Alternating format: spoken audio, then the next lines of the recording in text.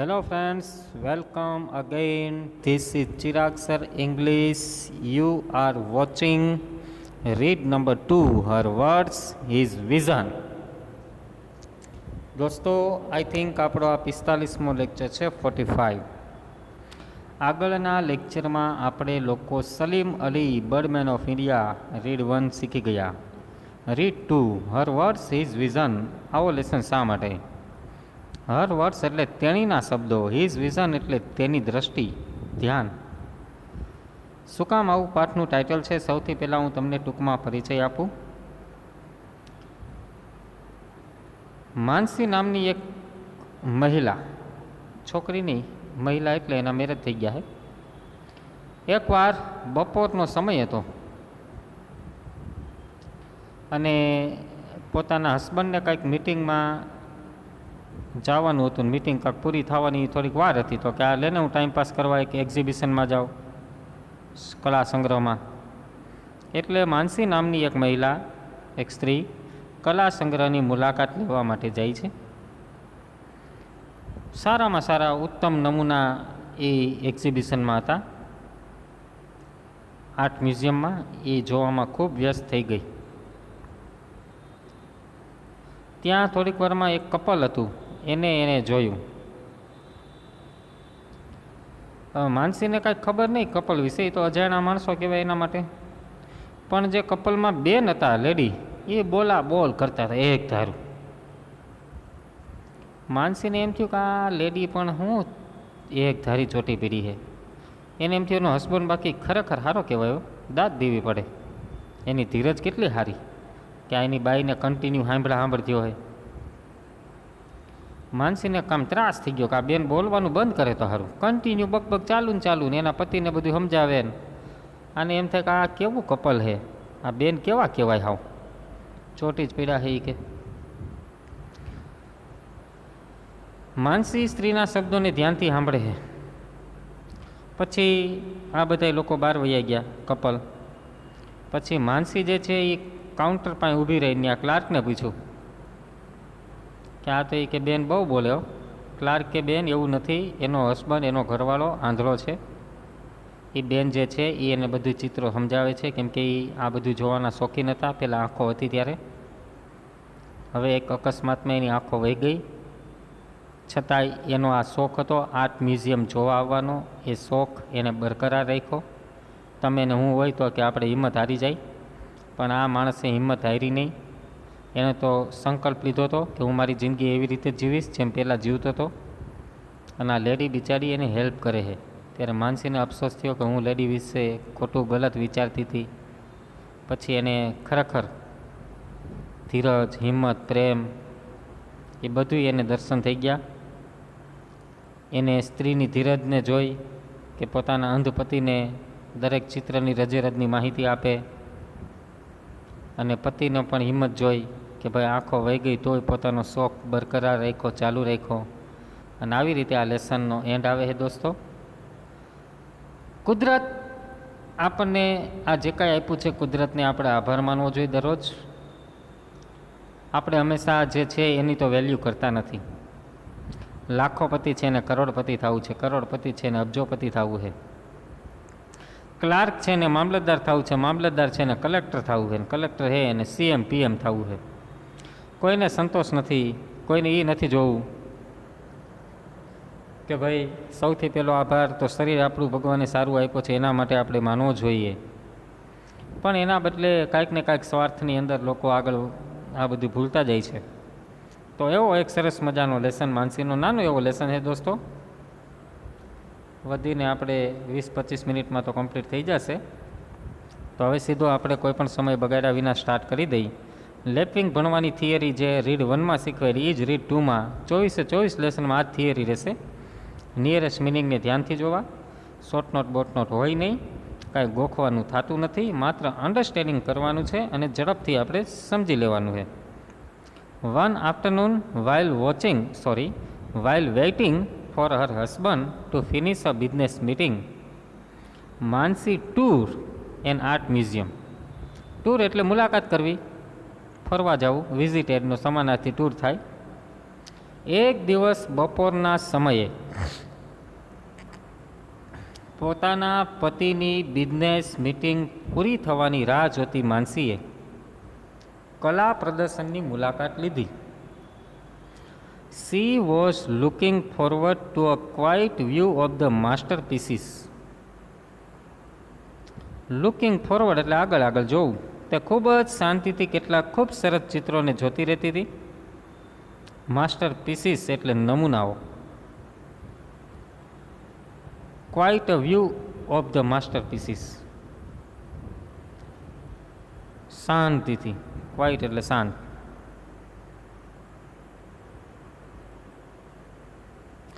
A young couple viewing the paintings ahead of her chattered non-stop between themselves. ચેટરનો સમાનાર્થી kept talking, સતત વાતો કરવી. તેની આગળ એક યુવાન દંપતી ચિત્રો જોતા જોતા સતત વાતો કરતા હતા. She observed them a moment and found the lady only talking all the time. Observe એટલે ધ્યાનથી જોવું, નિરીક્ષણ કરવું. તેણે એક ક્ષણ તેમનું નિરીક્ષણ કર્યું અને જોયું કે માત્ર સ્ત્રી જ બોલ્યા કરતી હતી. આપણે તો અહીંયા પુરુષ અંધ ન હોય તોય સ્ત્રી બોલતી હોય, એટલે એવું નહીં માનવાનું સ્ત્રીઓ બોલે તો પુરુષ એના હસબન્ડ અંધ હોય. અહીં તો આપણે તો એમને બોલતા જ હોય, બહેનો જ બોલે છે. પુરુષો બિચારા ક્યારેક ભાગ્ય બોલે છે, એ હિંમત ભેગી કરીને. તો અહીંયા એ બેન બોલ્યા જ કરે છે. Mansi thought of the man and admired his patience for putting up with her constant parade of words. માનસીએ તે માણસનું વિચાર્યું, પુરુષનું વિચાર્યું અને તેની ધીરજને દાદ આપી. એડમાયર એટલે પ્રશંસા કરવી, દાદ આપવી. અને તેની ધીરજને દાદ આપી કે તે તેણીના સતત શબ્દોને સાંભળવાની સહનશીલતા ધરાવતો હતો. પેશન્સ ફોર પુટિંગ અપ એટલે સહન કરવું. કોન્સ્ટન્ટ પરેડ એટલે સતત પ્રવાહ,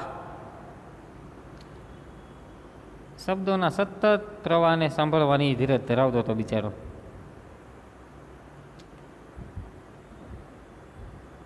માનસી gazed at them several times as she moved through the various rooms of art.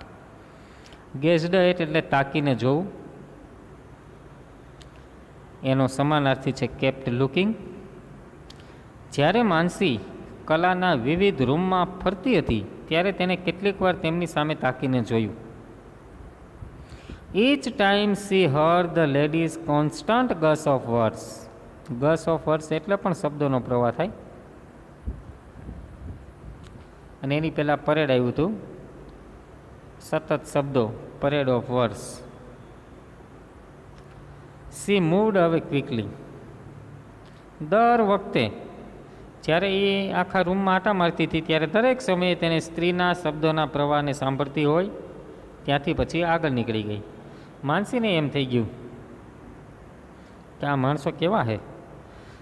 આપણને પ્રશ્ન પૂછ્યો યલો બોક્સમાં કે will Mansi go and stop them talking. શું માનસી ત્યાં જઈને તેમને વાતો કરતા રોકશે? આપણે તો આ સ્ટોરી જાણી છે, આખી ભણી ગયા ગુજરાતીમાં. જો ન ભણ્યા હોત તો આપને એમ થાત કે હા ભાઈ કદાચ કહેત. આપણી જેવા હોય તો એમ કે ને બંધ થાવે, પણ અહીંયા એવું કાંઈ કહેશે નહીં. આમ પણ ફોરેન કન્ટ્રીની અંદર નાની મોટી બાબતોમાં સીધા વાયોલન્ટ થઈ જતા નથી. સહન ન થાય તો પોતે નીકળી જાય. આગળ શું કહે છે? Mansi was standing at the counter of the museum gift shop. પણ દોસ્તો એ પહેલાં આ 3 પેરેગ્રાફમાંથી કેવા પ્રકારના પ્રશ્નો પૂછી શકાય એની ચર્ચા કરી દો. શરૂઆતના 3 પેરેગ્રાફ ગસ ઓફ વર્ડ સુધી, એમાંથી કેવા કેવા પ્રશ્ન પૂછી શકાય છે એની ચર્ચા આપણે કરીએ.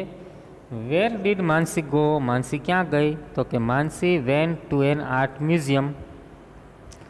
Y did she praise of the man? તેણે માણસના શું કામ વખાણ કર્યા? પ્રેઇઝ એટલે એડમાયર, એડમાયરનો સમાનાર્થી પ્રેઇઝ પણ થાય. She praised of the man for putting up with her constant parade of words. જો છેલ્લું વાક્ય બેઠે બેઠું બીજા પેરેગ્રાફનું. What did she hear from the lady? સ્ત્રી તરફથી તેણે શું સાંભળ્યું? તો કે સતત શબ્દોનો પ્રવાહ.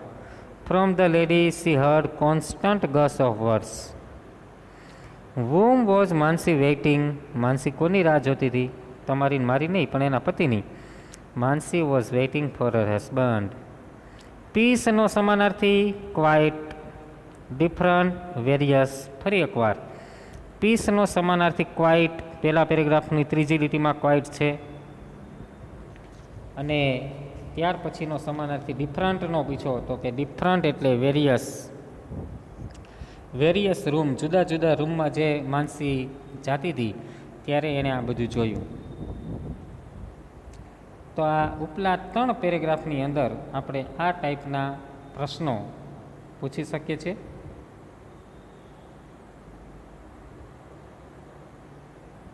બરાબર. હવે આપણે લોકો આગળનો પેરેગ્રાફ જોશું કે Mansi was standing at the counter of the museum. પછી ન્યાના પ્રશ્નો ચાલુ થશે.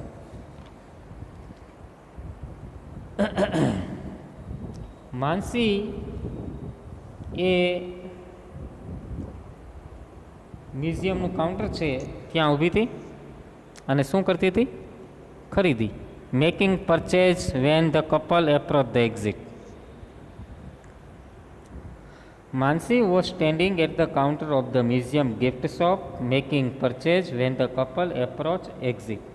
માનસી ખરીદી કરતી વેળા પ્રદર્શનના ગિફ્ટ શોપના કાઉન્ટર પર ઊભી હતી ત્યારે તેને દંપતીને બહાર જતા જોયા. એક્ઝિટનો દરવાજો હોય ત્યાં આવતા જોયા. Mansi observe the couple carefully. Mansi તે દંપતીની સામે કાળજીપૂર્વક જોતી રહી. The man after paying the bill pulled out a white stick and tapped his way towards the gate. વિચાર કરો.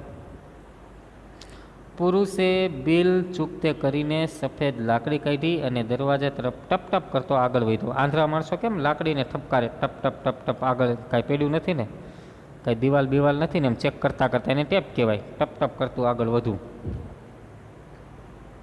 હવે માનસીને ખબર પડી કે લે આ તો અંધ છે. પણ ત્યારે ને ત્યારે ક્લાર્ક ભાઈ બોલ્યા, he is a brave man, the clerk at the counter said. Counter ઉપર રહેલા ક્લાર્કે કીધું તે બહાદુર છે. Most of us would give up if we were blinded at such a young એજ. જો આપણામાંના આટલી નાની ઉંમરે અંત થઈ જાય તો આપણે પ્રયત્ન કરવાનું જ છોડી દઈએ. During is recovery. હવે ત્યાંથી આપણે આગળ વધવું પડશે. તમે કે હું આવી નાની ઉંમરે અંધ થઈ ગયા હોય કે બીજો કાંઈ પ્રશ્ન આવ્યો હોય તો આપણે લોકો જીવન સારી રીતે જીવવાનું છોડી દેતા હોય છે. પણ આ લોકો બધા બહાદુર, એના જ પાઠ આપણે ભણીને એ લોકો છોડે નહીં. થિંકિંગ એનું એટલું પોઝિટિવ હોય, નાની મોટી મેટર એને કાંઈ લાગુ પડે જ નહીં.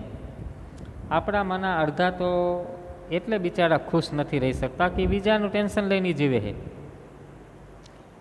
2 વર્ષ પહેલાં કોઈકે કાંઈક કીધું હોય એ ભૂસું હજે મગજમાંથી જાતું નથી કે એનાથી આમ કહેવાય કે અરે ભાઈ તું ક્યાં વિષ્ણુનો કે લક્ષ્મીનો અવતાર હો. કીધું તો કીધું ભાઈ, વાત મૂકી દો. પણ આપણે લોકો સતત ટેન્શનમાં જીવવા ટેવાયેલા છીએ. આપણે કોઈ એવી રીતે એજ્યુકેટેડ નથી થયેલા કે ભાઈ પ્રેઝન્ટમાં જીવી, જે છે એનાથી ખુશી વ્યક્ત કરી. આંધળા હોય તો, અપંગ હોય તો આવું વિચારવું નથી, એના બદલે ટેન્શનમાં રહેવું છે. હજુ ક્લાર્ક વાત કરે છે કે એની રિકવરી વખતે જ્યારે એ સાજા થયા ત્યારે એને પ્રતિજ્ઞા લીધી. હવે પેજ ફેરવવું પડશે.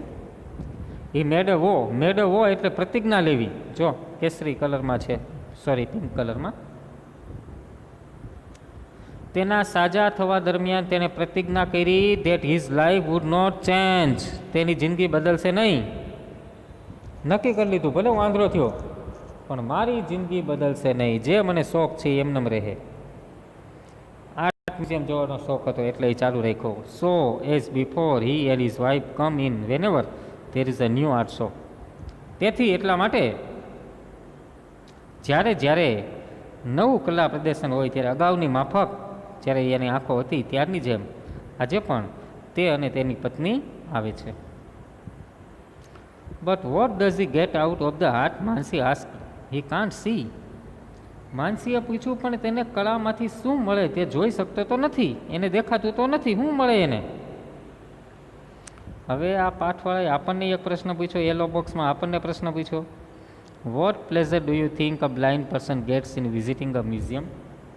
તમને શું લાગે છે કે એક આંધળો માણસ આવા કલા પ્રદર્શનની મુલાકાત લઈને શું આનંદ મેળવતો હશે? તમે મારી સામે હોત તો આપણે આની ચર્ચા કરત, પણ અત્યારે તમે છો નહીં, એટલે હવે પાઠ આગળ ચાલુ કરીએ. Can't see? You are wrong. ક્લાર્કે કીધું નથી જોઈ શકતો. અરે તમે જૂઠા છો. He sees a lot. તે ઘણું બધું જોવે છે. સી એટલે જોવું, એસ લાગ્યો, સાદો વર્તમાન કાળ, હી સી ઇટમાં એસ લાગે. આ લોટ એટલે ઘણું બધું. More than you or I do. તમારા અને મારા કરતાં વધારે જુએ છે. મોર એટલે વધારે.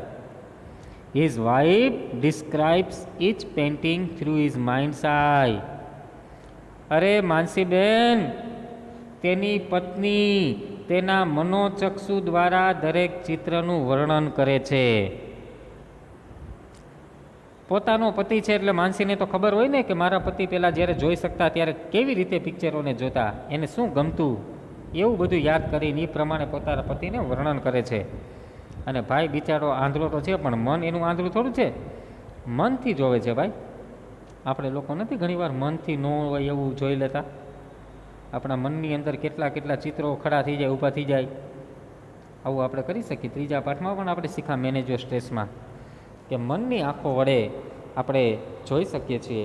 તો અહીંયા માનસીને ક્લાર્ક સમજાવે છે, બેન તમે એવું વિચારોમાં આ ભાઈબંધ ઘણું બધું જોઈ શકે છે, ચિંતા ઉપાધિ કરોમાં તમે.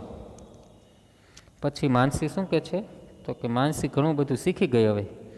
હવે એક શબ્દ છે અહીંયા માઇન્ડ્સ આઈ. માઇન્ડ્સ આઈ નામનો શબ્દ જે છે એ બહુ સરસ મજાનો શબ્દ છે. એના માટે એક પ્રશ્ન પૂછાણો હતો, પણ કદાચ અપેક્ષિતની અંદર હતો. મનોચક્ષુ દ્વારા. ચાલો એ પ્રશ્નના જવાબ આપણે આપશું ને ત્યારે ચર્ચા કરશું. અત્યારે હવે આગળ વધી. Mansi learn something about patience, courage and love that day. તે દિવસે માનસી ધીરજ, હિંમત અને પ્રેમ વિશે કંઈક શીખી ગઈ. પેશન્સ એટલે ધીરજ, કરેજ એટલે હિંમત. She saw the patience of young wife describing paintings to a person without sight, and the courage of a husband who would not allow blindness to alter his life. Alter એટલે બદલવું. તેણે એક યુવાન પત્નીની ધીરજને જોઈ કે જે દ્રષ્ટિ વગરની વ્યક્તિને ચિત્રોનું વર્ણન કરતી હતી, અને તેના પતિની હિંમત જોઈ કે જેણે આંધળાપણાને પોતાનું જીવન બદલાવવા ન દીધું. આંધળા થઈ ગયા, અંધ થઈ ગયા, પણ જીવન ન બદલવા દીધું. આવી વસ્તુ એણે જોઈ. અહીંયા આપણે ત્યાં શું થાય? કદાચ મેરેજ બેરેજ થયા હોય અને 2-4 મહિનામાં પતિને આવું થયું હોય, પત્ની સીધી વહી જાય, tata bye bye see you. પણ અહીંયા આ પત્ની એની ધીરજને સલામ છે. Mansi witnessed the love shared by the two people as she watched this couple walk away with their arms intertwined. તે દંપતી જ્યારે તેમના હાથમાં હાથ ઓતપ્રોત કરીને બહાર જાતું હતું, ત્યારે માનસીએ બંને માણસો દ્વારા થતી પ્રેમની વહેંચણીને જોઈ. Really her words are is vision said Mansi. અને માનસીથી બોલાઈ ગયું, ખરેખર તેણીના શબ્દો તેની દ્રષ્ટિ છે. પાઠનું ટાઇટલ આવી ગયું. તો દોસ્તો, વિટનેસ એટલે સાક્ષી હોવું, ઇન્ટરવીન એટલે ઓતપ્રોત, હાથમાં હાથ પરોવીને જતા હતા બે હસબન્ડ વાઈફ, કેટવોક નહોતા કરતા, ઘરે જતા હતા. તો આ રીતે આ પાઠ પૂરો. અને હવે છેલ્લા પેરેગ્રાફના પ્રશ્નો આપણે જોઈ લઈ. What was Mansi doing at the counter of the museum gift shop?